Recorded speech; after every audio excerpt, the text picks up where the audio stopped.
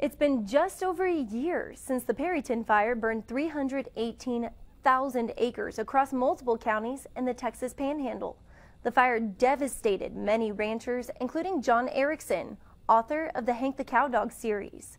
Erickson says the fire changed his life, but he and his wife have managed to get through it with the generosity of people across the Panhandle and even the state.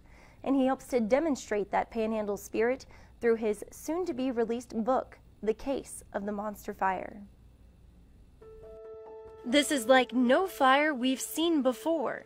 Those are the words you will find in a book of fiction about a very real tragedy told by John R. Erickson. It's kind of sad to look at it, but old plates, pieces of tile, and other metal debris now sit where their house once stood, before the third largest fire in Texas history claimed their home of 27 years. It burned about 90% of our ranch, and we lost our home, a guest house, and my writing office. A year later, black trees are still standing on their 6,000-acre ranch, serving as a reminder of March 6, 2017. And I walked out the back door right here, and I could see the smoke.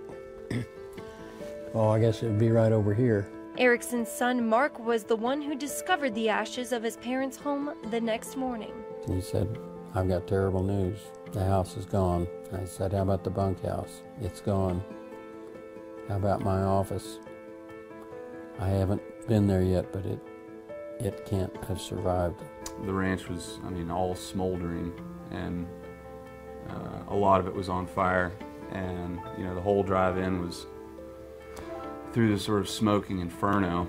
It's a scene that's still burned in the minds of those who helped work the blaze that night. The flames going up the canyons, flame heights of 40 and 50 feet. It's really indescribable. Along with their house, the Ericksons lost a horse and a dog, and the loss of his writing office has been one of the hardest things to bear.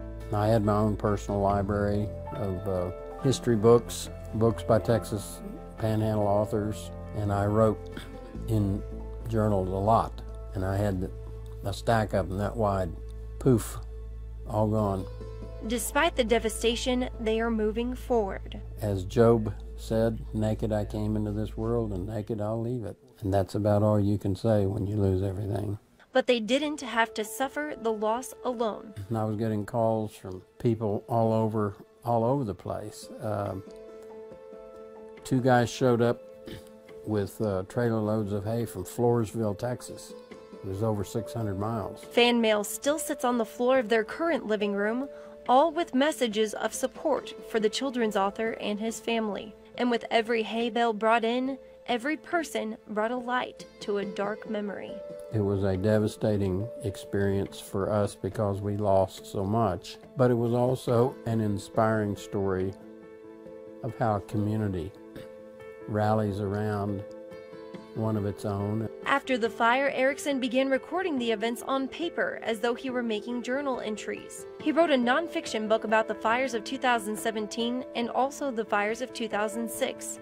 Then it was time to write a Hank book. And there was no question of what I was going to write about, the thing that was on my mind every day. The Case of the Monster Fire takes their story into Hank's world. Slim's house gets burned down in a fire, and he loses 10 heifers that he's gone to the bank and borrowed money on. The head of ranch security, Hank, believes he and Slim can defend the ranch against anything until they come face to face with a wildfire like no other. Erickson says he normally lets a Hank book sit for 3 years. However, he wrote this one in only 3 weeks. He believes it will have readers laughing at times and maybe crying at others, but it will serve as a reminder that the strength of the Panhandle is in the people. It's a story for all of us in the Panhandle who went through that awful experience, and for kids who've never seen a prairie fire before. Erickson says they hope to rebuild a new home where their house once stood. The Case of the Monster Fire will be released this coming Wednesday, March 28th.